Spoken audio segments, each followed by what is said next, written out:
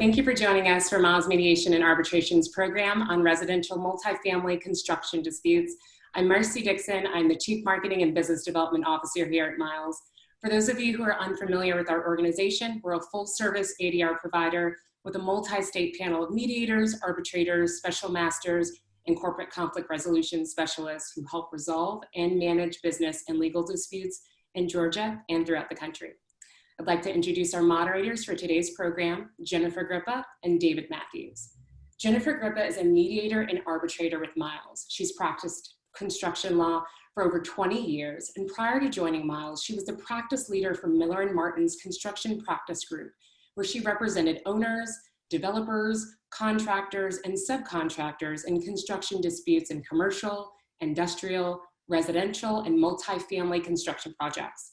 Jennifer is a Florida Supreme Court qualified arbitrator and mediates and arbitrates cases in Georgia and in Florida.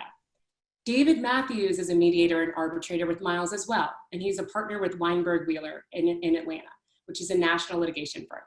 David has litigated commercial business, construction, and many other types of cases for over 30 years.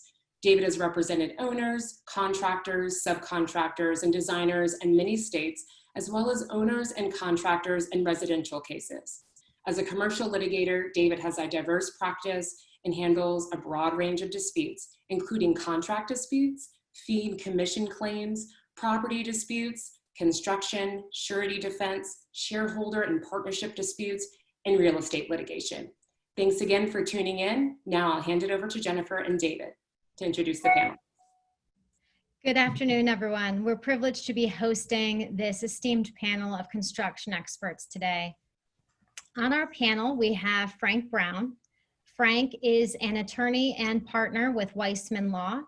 He litigates, mediates, and arbitrates for developers, general contractors, condominium and homeowners associations, owners, lenders, and investors related to construction, development, real estate, and loan disputes.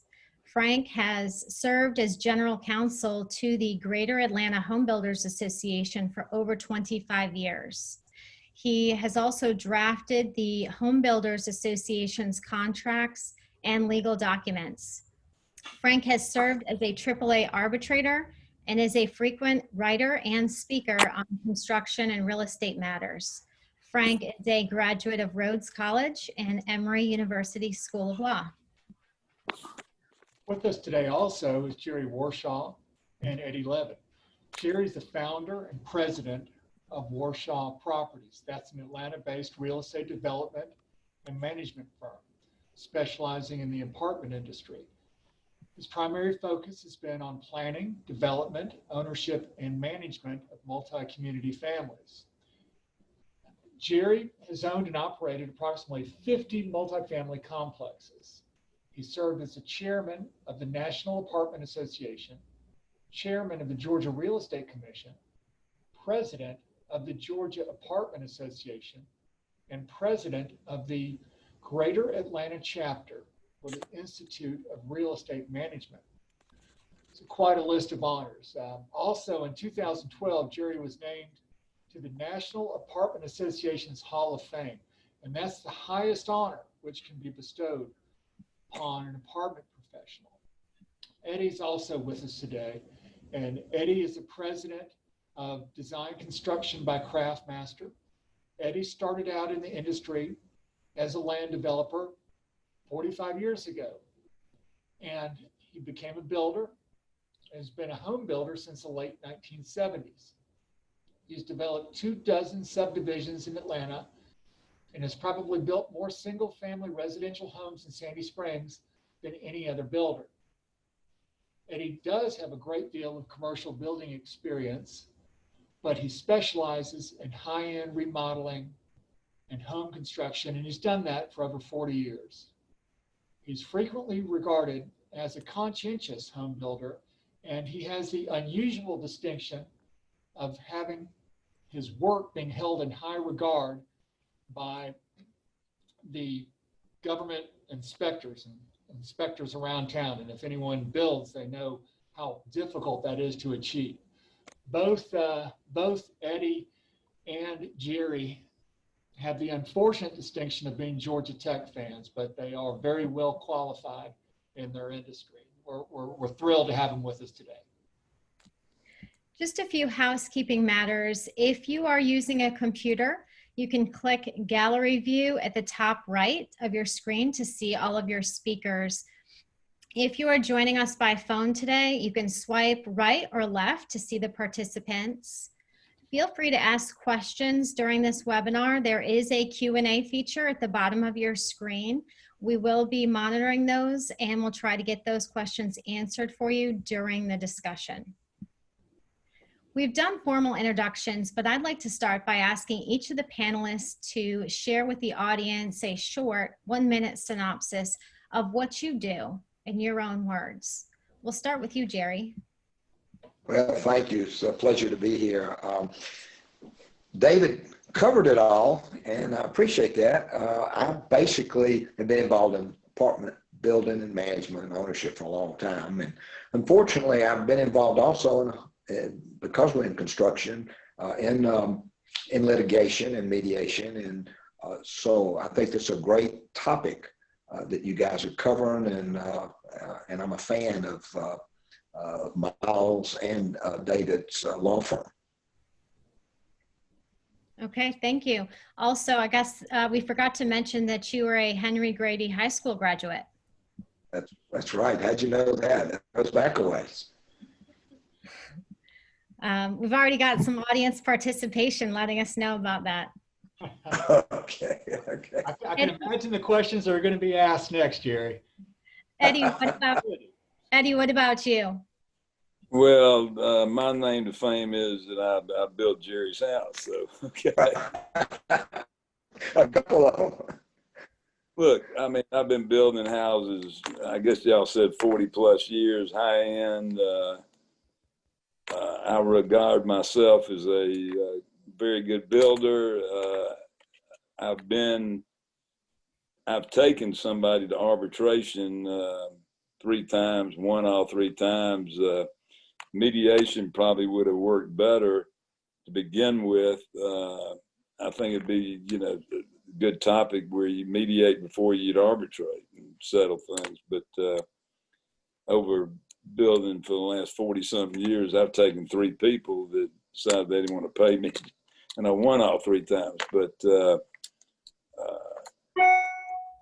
all I've got to say, I mean, been around a long time, and I guess if I satisfied Jerry, I can satisfy anybody. Well, thanks for that, Eddie. Frank, what about you? Well, I think you covered it. And first, thanks for having me on your panel. I appreciate that. I have been practicing law for 41 years now and have primarily practiced construction law and real estate litigation. Spent a lot of time doing construction litigation, construction mediation, and construction arbitration. As you noted, I've had the fortune of being general counsel for the Greater Atlanta Home Builders Association for a number of years and draft their contracts, have drafted a lot of construction contracts for other general contractors. My primary clients are residential general contractors and developers of townhomes and condominium projects. And so I've had a lot of experience with mediation and arbitration in those contexts. Great. Well, thank you. Given the wealth of experience assembled on this panel, we'd like to focus today's discussion on construction disputes and ways to practically resolve them. You've each worked in the construction industry for a long time. Have you seen things get more litigious in the industry over the years? Well, coming from my side, not really. There's always a bad group of builders around, and you hear something, about that. But generally speaking, the builders that I know personally, and we, trade off subs and so forth, so on. I hadn't been involved or heard too many litigations, but when you hear them, they're pretty bad. It's, builders disappear with somebody's money and don't do what they're supposed to do, et cetera, et cetera. You know. What about you, Jerry? Do you have any thoughts on that? Yes, I've actually experienced more of this and observed it in some of my positions. I'm on the real estate commission, and we see an awful lot of lawsuits initiated from homeowners against both brokers and builders. We just see more of that. We see municipalities with so many layers of rules and regulations, and because of the internet, we'll see residents or homeowners or apartment dwellers be able to access some of that information and think that they might have a cause type of litigation. A lot of it doesn't end up in litigation, but it certainly has been on the rise in the last, say, 4 or 5 years. And as a litigator, Frank, I'm sure that you've seen an uptick in litigiousness in this area of the law over the last couple of decades. I have. I think that's the bad news. I think the good news is that more and more cases end up in mediation and in arbitration rather than in courts. And I know we're going to touch on the reasons why that's a big advantage, but I'm a huge proponent of mediation and arbitration if mediation is not successful. Litigation has its problems, and we'll talk about that later, as I understand. Jerry and Eddie, I'd like to throw this out to you guys as laymen who have dealt with the judicial system. What things, from your perspective, could have been done better in the litigation process? I'll start with you, Jerry. Well, it's obviously very time consuming and very hard to understand for a layman of all the steps that you go through doing discovery and after you get served and all the whole process. And so it's difficult. When I was in a mediation, it was a lot simpler. But I do have a question for both attorneys, if I may ask that, and which kind of hinges on my answer, and that is, do you recommend discovery as attorneys prior to the mediation, or do you just go right to mediation? Yeah, Jerry, that's a great question. And I think if you ask 10 lawyers, you're probably going to get 10 different answers. And unfortunately, I'm going to have to give you the answer that that lawyers give a lot, which is it depends. And it depends on the case. If you have a case that's relatively simple, I think that you can sometimes cut straight to the mediation, but there's an emotional element. Sometimes people want to be heard. Sometimes they need to hear how strong the other side is. They need to see the deposition. Sometimes they have to go through that process. And unfortunately, I don't think you necessarily know the answer to that until you get there. You get to the mediation and it settles early, great, but certainly there have been many mediations done that were done prematurely. I will say, however, that I don't think a mediation is ever wasted. So in other words, if you begin and you're not able to achieve an entire settlement and you haven't done any discovery, well, at least it gives the parties some placement of where they are and gives them something to move forward with. And they will almost always return to a mediation a second time. And I know that you have personally done that, return to mediation a second time on the same case, and the second one can be much more fruitful. So it's almost never wasted. Eddie, your experience, can you tell us what you think could be done better? Well, mediation is definitely first step, and then arbitration. I mean, you should know, nobody, no builder, no contractor should ever sign a contract that doesn't have standard that you have to go mediation / arbitration to avoid lawsuits. I mean, the home builders, all my contracts that I do are home builder contracts, okay? And some people strike stuff out. You know, there's things in there that that people don't like. But generally speaking, you know, they sign a contract, and all the contracts, the standard contracts, they mention arbitration. They don't mention mediation, and maybe something to think about that you know, that if there's a dispute that, you know, under the contract, we require mediation first, and if that doesn't work, then you go to arbitration. The difference is the mediator's trying to solve the problem between the parties, and they don't make the decision.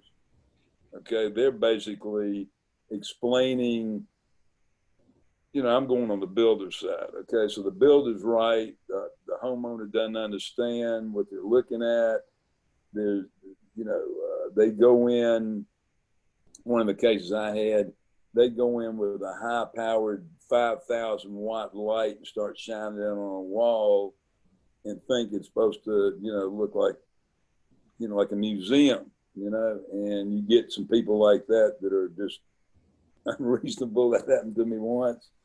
And the mediator can explain to them that you don't, you know, builder doesn't build, you know, unless you want to pay for it, you know, museum quality where you can put a 5,000-watt light on a wall and think it's going to be perfect.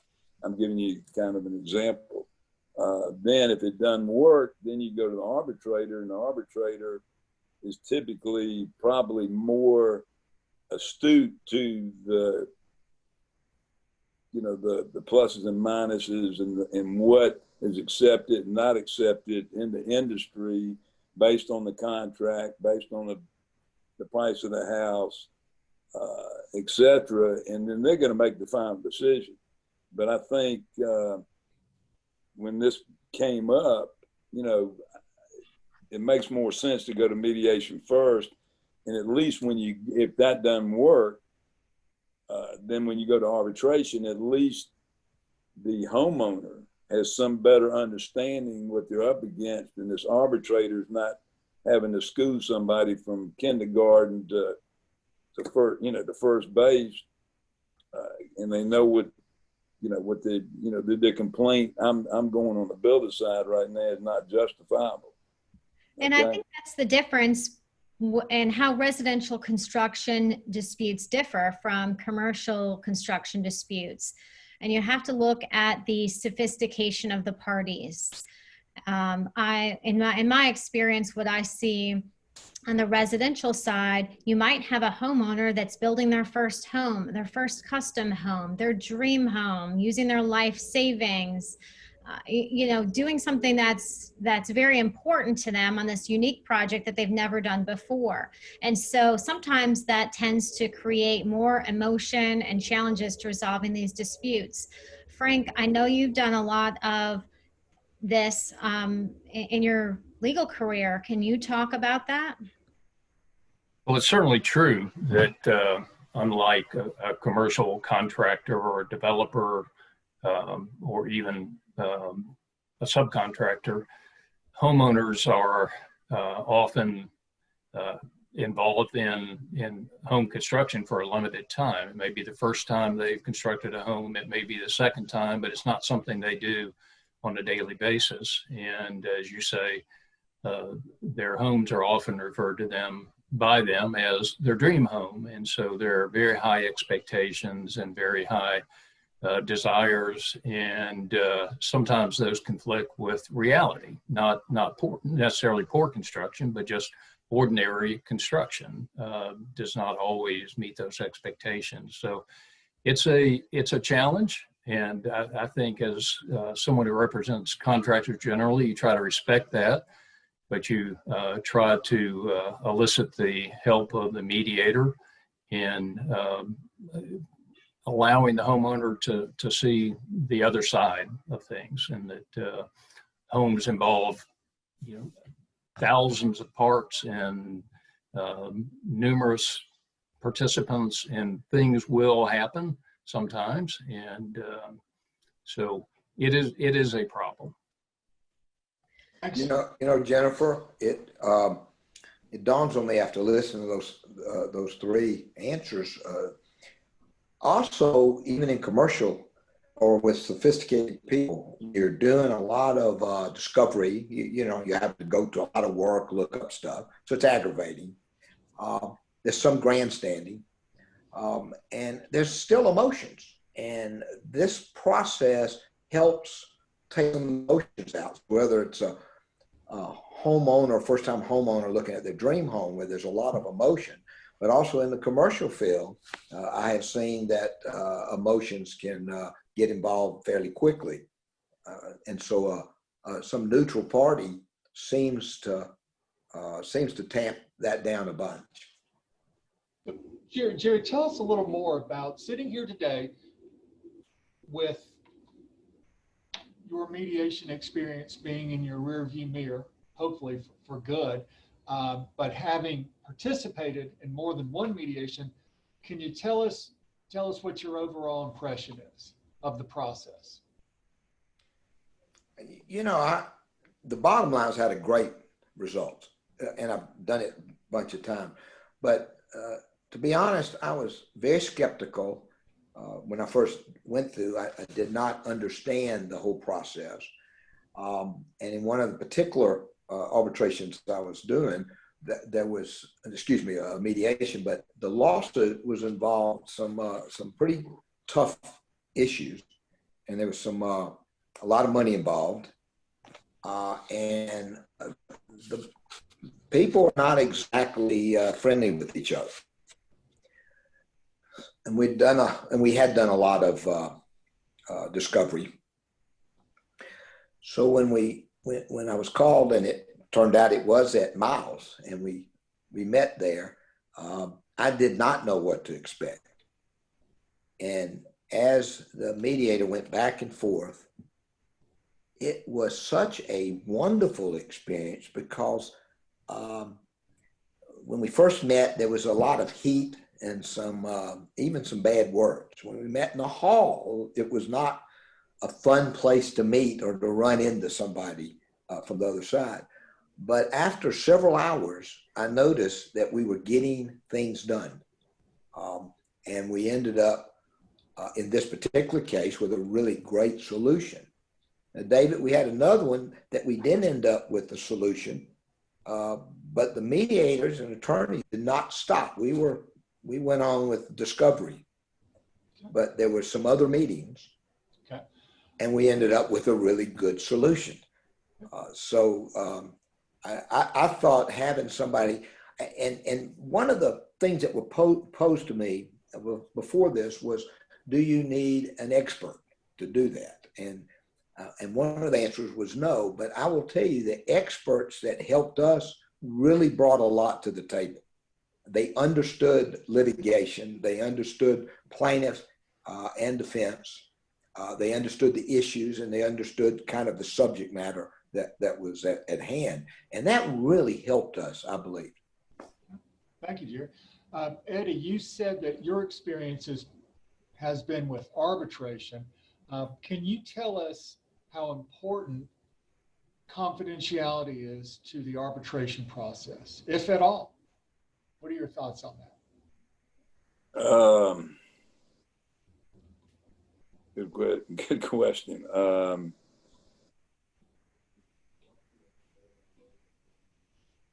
I mean, I'm not sure what you mean by the confidential. Okay. Well, let me put it to you this way. If you are in your arbitration or mediation, because you understand what that concept is, and we put this on Zoom so that the whole world can watch it happen, is that okay with you? Or do you want this thing to not leave that room? I'm okay because I'm right. Okay. Right. So, I want the world to look at that crazy homeowner, okay? Problem, if I'm going somewhere, if you think you're right, you're right. Let the world come on and let those 100 people say, 99 of them agree with me, and 99 and 1's a pretty good record. So I wouldn't have a problem with that. If somebody is hiding something, they're not going to agree to it, obviously. Okay, but from a builder's perspective, is it okay for all the neighbors to know that there's litigation against you? I mean, is that an issue? Is it okay? Well, from your perspective. Not practice unless the builder, I can't see it really happening unless the builder wants to let them know what the other neighbors, what they're getting into. I mean, the few times that I've gone to arbitration, I mean, I would classify the people as really crazy. Okay. I mean, they were just didn't understand anything. Like I was saying, they expected their house to look like a museum.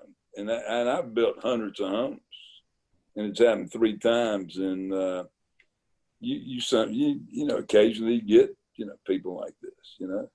Eddie, You know. I think you're unique because you've been admired by inspectors and noted for being such a conscientious builder. But I think there's a lot of builders out there who may take some shortcuts and may have trouble with their subs and may be stretched financially on different projects. And those homeowners in those cases who get upset, who don't understand what's going on and why their kitchen's not finished or their home's not built or they're not passing inspections, they're not getting their properties closed in time.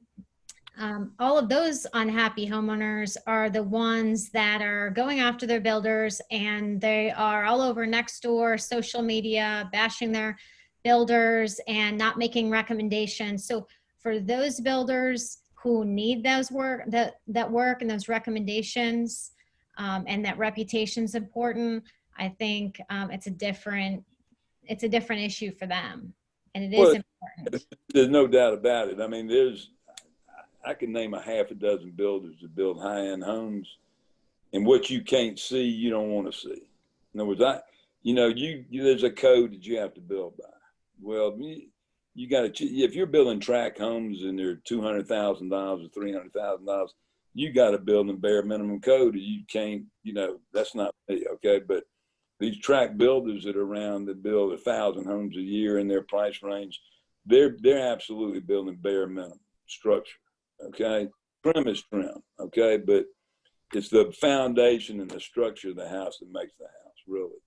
And I go 150%. I go way overboard, but I know people building in the $1 million and $3 million homes that they're building dead minimum code to save that money. They, you know, normally you'll build, you know, spans anywhere from 12, 16 inch on center, your floor joists, and there are codes that let you go to 19.2 or 24 inches. And if code says they can do it, they'll do it. But if somebody has 20 people in the house and wonder why the china's shaking in the walls and the furniture shaking and it feels like a trampoline, by code, it can be that way. So it really depends. And that can cause some lawsuits and it, Absolutely. Choosing your builder and being able to read a contract and know that the structure is the most important. You know, once you get past Eddie, some fits. Eddie, I have a question for you. Why is your house bounced? No, go ahead. And this is with Jennifer's permission. Something came while you were talking. Sometimes people may unfairly accuse you of things. It took too long to build because they don't understand the permitting process or the weather, as an example. And it could hurt you even though you do a wonderful job. But if a lot of those were out there and it was public, it might hurt your reputation. He's too slow or something like that. So you don't get to really explain it away. You may win a case, but you don't get to explain that away. And so I notice in my business, there's a lot of things we could be accused of that I'd rather not the public know about. So that's another thing with mediation. When you file a lawsuit, it's public. Everybody knows it. So Jennifer, that would be a question I'm just proposing to everybody if that's that reputation thing means something. I mean, yeah. I mean, relatively speaking, you're not going to go into arbitration with somebody and, you know, make it public. I have had a builder come to me that got fired off a job that happened to be a real good builder, and I mean, just unreasonably. And the guy called me and said, I understand that person called you. And they said to me, do yourself a favor, stay away. You'll never please this person. And I've seen that happen with builders before, where they've gone through, actually, there's a house being built in Sandy Springs is going through its third builder right now. And the other two did nothing wrong. I know both of them, and they build quality homes, and they really ended up with the worst possible homeowner with more money than brains, and it was terrible. But luckily that hadn't happened to me. But me and said, if they call you, run. Okay, don't answer the phone. So yeah, I mean, you get. Jerry, you brought up the issue a minute ago about experts and having them on the scene and how helpful they are. You know, if you could bring all the parties together early on, like at the project site, would that be helpful? Jennifer, I think it would be, based on some of the things Eddie have said, that with homeowners not understanding certain quality or certain products or spans of material. Having somebody there that points out the norm, points out what the code is, points out what it's supposed to look like, and in our case, and some of our things, pointing out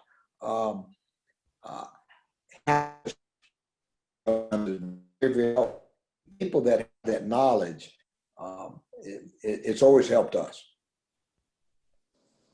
I mean, I think it's an absolute. If you're going to mediation, arbitration, whatever you're doing, you've got to be at the site.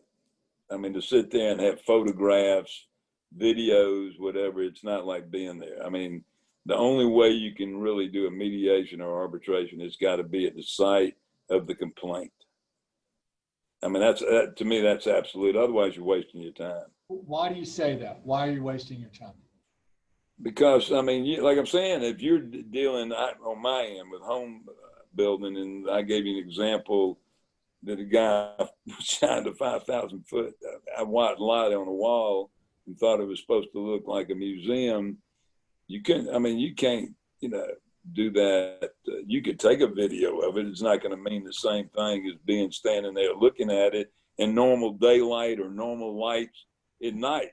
If somebody says, well, I can see a wrinkle on the sheetrock when my recessed cans are shining down at night, you got to be out there at night and see if it's reasonable or not reasonable. You can't do it from a. What about the value of having experts on site for the mediation as opposed to being in an office? No, that's what I'm talking about. If you're doing a mediation, the mediator has to be there. But I think I would never go to a mediation about a complaint unless we did it at the site of the complaint. I think it'd be a waste of time. And the same thing for arbitration. Jerry, what are your thoughts on that? I think Eddie's right. There might be cases that you would, certain issues that you could do in an office, but it certainly would be helpful to look at. One of the things I found, David, one time I was presenting something, and it happened to be some pretty smart people, but there was one of the design people were in there, and they were reading the plans backwards. They didn't know what the front of the plans were. Okay, and it's easy to do that. I'm not saying they were stupid. It was just that that's not what they do every day. So Eddie's right to try to visualize something in an office. There's a lot of things you cannot visualize when you're out there. You see how big, how far or close. You can see elevations, drainage, yards, and you put it all together. And if a mediator and a expert out there, God, that would really be helpful. David, I don't think that anybody in the industry that I know of is doing this. Can you talk a little bit more about how that would work, like a mobile mediation? Yeah. Well, you're right. It's an uncommon thing as far as mediation goes. It is done more commonly in arbitration, but the concept is the mediator goes to the site of the job, and let's take residential, for example, and the parties would meet there on site, and the parties would be able to introduce the particular issues to the mediator one by one. We've got a problem with this trim. We've got a problem with the flooring. We've got a problem with slope of the floor. And you'll see questions like slope of a floor. If you just try to do that in photographs and present it in an office building, there's really no way to convey that because you can make the pictures look like anything. But if you were actually there on site in the person's house, walking around that floor, you get a real feel for it. So the mediation process would be somewhat on the fly because you don't have separate rooms to caucus in, but guess what? You've got a whole house. And if one party needs to stand on one side of the room and another party needs to go into another room to talk about things, then so be it. But what I envision is it's somewhat free form, but a beginning where the parties would be introduced and the rules of the mediation would be discussed between the parties, and then the issues would be presented to the mediator one by one, and the parties hopefully would have their experts there, as Eddie told us about before. The experts would be able to explain the issues even better, and this serves the purpose of not only educating the mediator, but it also educates the other party. They learn from it. They learn their weaknesses, and their expert learns more. And once the issues are all viewed and thoroughly discussed, then the parties can caucus, go into separate places, and the mediator would be able to go back and forth and try to resolve these issues one by one with the parties. And I think I can almost guarantee you that your chances of success would be much higher and that you would spend less time doing it because you don't have to look through photographs and argue about what's really being shown and what's really being depicted. It's right there. Seems like a much more efficient and cost-effective way to at least start the discussions, open the lines of communication towards trying to get these types of cases resolved. Yeah, and I think touching on something that Frank mentioned earlier, the emotional element, the homeowner wants to be heard often. They feel like they're not being heard and they want their issue to be shown and discussed. And I think you get to a resolution much easier for that reason alone. Sometimes getting the parties to the negotiation table is a challenge. Frank, how can contract documents be drafted to enhance the chance of getting all relevant parties to participate in mediation and also in arbitration? Well, I'm sure both Jerry and Eddie have had to deal with this situation.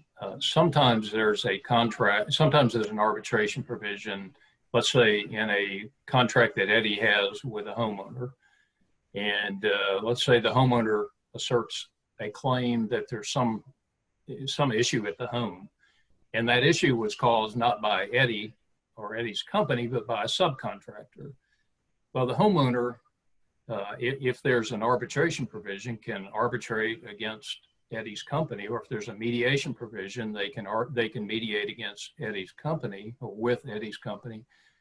But the subcontractor who is the source of the problem is sort of outside, sitting on the sidelines. And so what one thing you can do is to draft your contracts in a way that permit the contractor in that situation to bring the subcontractor into that mediation or into the arbitration. To do that, you've also got to have a subcontract that includes a mediation and arbitration provision. But it's a huge help to be able to get everybody in the picture. If you can get everybody in the same room, if you can get everybody in the game so they have some skin in the game, you can often resolve cases. If the subcontractor's out there and has no skin in the game, you know, Eddie's left holding the bag and trying to resolve things. So that's an important thing. And that can be in both in the residential and commercial areas. Okay. We have a question from one of the attendees. What has the panelists' experience been with sureties, i.e. the bonding company providing the performance or payment bond? And any recommendations with dealing with a surety that is very reluctant to perform its obligations? That may be more applicable in the multifamily complex and construction area. Jerry, can you speak to that? We've been pretty fortunate and have not had a lot of experience having to deal with that. A few times, especially with maybe roofing contractors or roofing materials, we've been able to get them to the table without a lawsuit.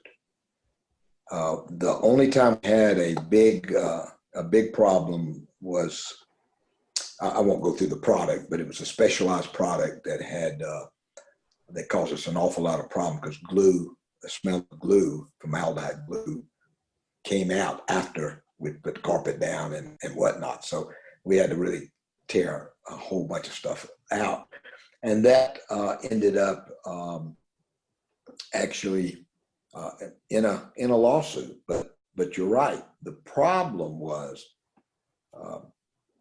and Frank kind of brought this up. We had a large manufacturer of the material. We had the subcontractor. We were actually the general contractors and the owner. There was really 4 different entities. They were not looped together, and that caused us an awful lot of problems. So looping those things together would have been a lot of help. Frank, what about you? Do you have any recommendations for dealing with a surety that's reluctant to perform its obligations? Other than suing them, obviously you try to work with them and try to demonstrate to them that they are contractually obligated to do that. Ultimately, if they don't, you end up in a dispute with them that has to be resolved. So I'm not sure I have any particular helpful points in that area. Yeah, other than just reading the bond very closely and trying to hold their feet to the fire. I mean, that's really the name of the game, right? Let's talk about the timing of ADR. We've talked about mediation and arbitration in general, but why is it important for the parties to think of mediation or arbitration as a possibility during, not just after, a construction project? Who wants to answer that? Well, I'll jump in and start. I think it's very important. I think people tend to think of arbitration and mediation as something that happens at the end, after a home is built, or when the project has gone too far down the road. But most arbitration clauses would apply in the middle of a project, in the middle of a residential construction project. And while you don't normally want to take off a lot of time to arbitrate, sometimes it can be very helpful.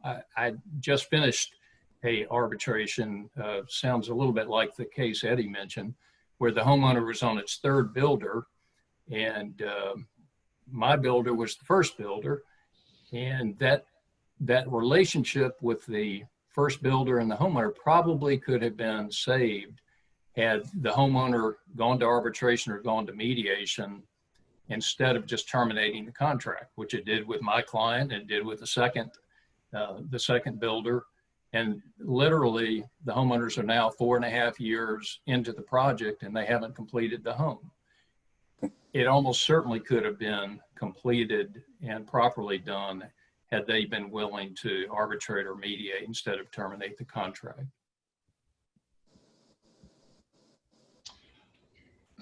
Question for Jerry and Eddie. What do you guys think about doing mediations without lawyers? Without who? Without lawyers. Well, a mediator doesn't have to be a lawyer. That's correct. Without, that's true, but without advocates for the parties. You mean just On our own? Yeah. I've done it. I mean, I've met with people before that didn't explain my part, and usually can resolve some things. But if you get somebody that you just can't please, an example was, the people that are on their third builder, and they're probably still not happy. But 4 years later, you just, you wonder where these people came from. But I think the problem is the person has to, if you want to hire an expert that's not a mediator, I'll give you a simple, let's just say that it's been 95 degrees outside every day. The house has tons of glass facing west. The heat and air contractor sizes it based on square footage, et cetera, et cetera. And they complain that they can't drop the temperature in the house down to 70 degrees, but they refuse to put blinds on the glass. You could get a heating and air expert in there and explain to them that heat and air contractors don't design heating and air systems to bring down 20 degrees when you're letting the sunlight fly in for 7 hours at 95 degrees outside. That's happened to me before. Okay. So the heat and air contractor comes on and says, look, if we size this with 2 tons extra, you're going to get no dehumidification. If the temperature is 85 degrees, you're not going to run enough time. At some point, you've got to know that you've got to protect the sun from coming in. And one time these people they just felt like, they didn't have to. And basically the long and the short was, it happened to me, we threw one extra duct. We didn't upsize anything. We threw one extra duct, and it may have brought the temperature down in this one area another 2 degrees, but it didn't satisfy the guy. And I said, look, you don't want to put put electronic blinds up. The price range I do, that's what people do. They put electronic blinds. The sun's blasting in. Most of the people have enough common sense to say, I've got to block out the sun to be comfortable. You get some people that just think, whatever they think, that's the way it's got to be. Okay. That's okay. So that heat and air expert comes, explains to them, and if they still want to be the way they are, there's nothing you can do about it. And then an arbitrator it never went to arbitration. Okay, because the guy knows an arbitrator would say, to resolve your problem, put an electronic blind in or a blind. You got to have some way to block out 6 hours of western sun in Atlanta, Georgia, flying in through your house. Okay. Right, that makes sense. Jerry, what about you? You've been in several mediations, it sounds, maybe some arbitrations too. Would you go without a lawyer? Have you done on your own? Generally, by the time I get to something like that, Jennifer, because the law is so difficult sometimes to understand the problem, I would generally like to have my attorney at least involved. Maybe just to check on what we're doing and what the legal issues would be. Not, in other words, I would feel comfortable going into the mediation, but I personally would rather have my attorney look at the documents maybe first and the issue and say, yeah, this is a good idea. Let's try this in this particular case. But that way, I'd at least know that I'm protecting myself because of what the documents and what the issues are. That's the difference between residential. The commercial is not going to get involved in the example I just gave. If somebody's in an apartment, an office building, an apartment comes with blinds, most of them. An office building, if it's built and somebody built their own 2-story office building and it had all this glass facing west, I would think the commercial contractors and the commercial architects take all that into consideration, whereas residential they don't. Frank, question for you. Why did the Greater Atlanta Home Builders Association make the election to use Miles as the mediator in its contracts? Well, I assume that question is directed to me, It is. since I included Miles as the mediator. We did that because Miles has a very good reputation for mediating construction disputes and has some very good people, you and Jennifer are among them, who handle construction disputes and who are very knowledgeable about them and able to get them resolved. And it makes sense for everybody, the home builder, the homeowner, to try to get disputes resolved. So that's, in a nutshell, that's why we did it. We felt very good about Miles. Frank, how often, you've done this for a long time, how often does mediation lead to the settlement of disputes in the context of residential construction? Based on my experience, at least 75% of the time, and that's the percentage I give people, but sometimes I think it may be even higher. If you get a good mediator, a good construction mediator, and I think that's really key, but if you do that, most of the time you can talk sense into everybody. And most of the time the mediator will make it very clear the parties ought to try to resolve the matter themselves, because if they don't, it's out of their hands. Particularly if your option is to end up in court, which is very expensive, very time consuming. So everybody will give you a different percentage, but the percentage I give is about 75%, either at a mediation or as a result of a mediation. And as David mentioned, sometimes cases, and Jerry mentioned, sometimes cases don't get resolved at a mediation, but they're resolved as a result of a mediation or in a subsequent mediation. So I'm a huge proponent of mediation.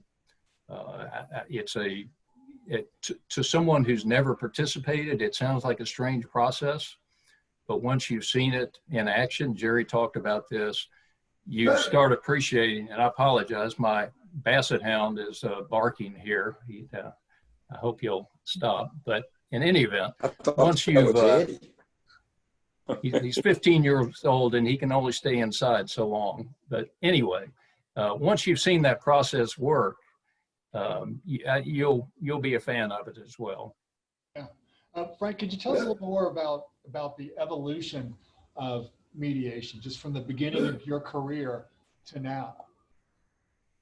Was that question directed to me, David? It was.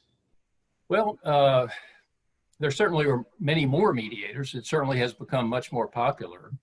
I'm not sure really what you're getting at, but what I was getting at is, in the beginning of my career, mediation was a term you didn't hear much. I mean, no one talked about it, and now, before most any judge, they're going to mediate before you go to trial. It's come that far. Well, that's certainly true. And so if the parties don't voluntarily mediate, the court will encourage them or order them to at least mediate, even if they can't resolve it. So that's certainly something that's evolved during my legal career. And the reason is because it works, right? It works. That's why the judges do that. It works, and it clears the calendars, and it's good for everybody. You know, guys, it's my impression that a good many lawsuits get settled on the courthouse steps, as they say, more than not. But it's also my impression a lot of them that get settled have been through some type of mediation, not just discovery and all that, but have been through some type of third-party mediation where they're kind of close. And it seems like it makes it easier to settle later. And I think, Frank, you mentioned something like that when you as a result of mediation, even if it's not in that particular mediation. Is that somewhat true, my perception? David, is that? I think you're right on, Jerry. I agree with you. As a construction mediator, I often see parties that come before me that say this case is going to be impossible to settle. And I hear that a lot. And they're actually not impossible to settle. When you get down to it, when you have an open discussion about the issues, the liability and the damages in the case. Jerry, have you seen cases settle at mediation that you thought were impossible to settle? Yes, ma'am. I saw, I just didn't, I thought it might get settled after picking a jury and hearing opening arguments. That I thought might be a possibility, but we were just too far apart. The issues were too complicated, too emotions for it to be solved. And Jennifer, it's like magic, but it was not only solved, everybody walked away pretty happy. It was like win-win, which is the best result you can have. That's great. Well, I think we're about out of time. We have 2 minutes left. So if any attendees want to ask any questions of the panelists, please feel free to put your questions in the Q&A comment box. We appreciate everyone attending today. We will have a recorded copy of this webinar on the Miles website at the conclusion of this webinar and available for watching online later. We do have one other question that's come in, probably for David. The idea of an on-site mediation. What if you're in the middle of construction or there's no rooms? What do you do? I think you're better off in the middle of construction, because middle of construction means that there's more construction issues exposed. The rooms aren't finished yet, and you can see what you need to see. You can see the guts. So if you are crammed for space, someone can go to the garage. Another party can go to the living room. A party could go outside if they have to. I mean, surely there's enough room to be able to allocate people to go to different areas. But I think you're better off if the construction's ongoing. I just think you have a better chance of seeing the issues that need to be resolved. And segregating the people into different rooms will be the least of your problems when you get there. And I guess the beauty of the mediation process is that it's flexible. So if you're mediating it, some of it outside and some of it inside the building or home, then it is what it is. Bring your boots and your umbrellas. Or you can go off-site, you can meet on-site and then convene off-site somewhere. You could. We have one other question from the audience. How do you persuade the other side to participate in an on-site mediation? Say one side wants to go. How do you persuade the other side? I think what you need to do is talk about some of the issues that we discussed today, which is if we do a traditional mediation in an office building, the parties are going to rely on pictures. They may bring their experts, and these pictures, in every litigation I've ever been in, and I'm sure Jennifer would agree and Frank would agree, you're going to have two sets of pictures, one showing a dramatic issue and another one showing it not being that big a deal at all. And I think the message to the other party is, if we can get there and look at it in person, we are going to have a much better chance of resolving this, because we can see the actual issue. The mediator can see it, the experts can discuss it, and it's going to be real to us. It's not going to be distorted. The distortion factor is lost. I think if you're the builder, the message to the homeowner is you're going to be able to have your story told. And I think there's great value in that, rather than sitting in an office building. The long and the short is that one party refuses to go, you're not going to make a deal. You might as well just go. You might as well whatever you can do, because they're telling you they're not going to accept anything the mediator says. Okay, and the question I was understanding is how would you get the other party to go? And let's just assume that the contract requires it. I suppose there could be a situation where a homeowner didn't want anyone else in their home. And if that's the case, then you're right. You're not going to be able to settle that case anyway. But if one party wants to do it on site, I think the sell to the other party is we've got a much better chance of getting this resolved in a quicker fashion, which is more equitable, because everyone will have been heard and the issues will be personally inspected. I think it's a great idea to physically inspect the issue. It can be very important in trying to break through the barriers and try to get the dispute resolved and open the lines of communication. Actually, at Miles, we have some details on how it would work in practice, and we're happy to share those details with any attendees after this webinar. I think we're out of time. We're at the top of the hour. We don't have any more questions there in the Q&A, so we will, unless any of you have some last minute thoughts that you want to share. Go Jackets. We will Nobody wrap this up. Okay. Thank you, Thank everybody. you. Thank you all for attending. We appreciate your time.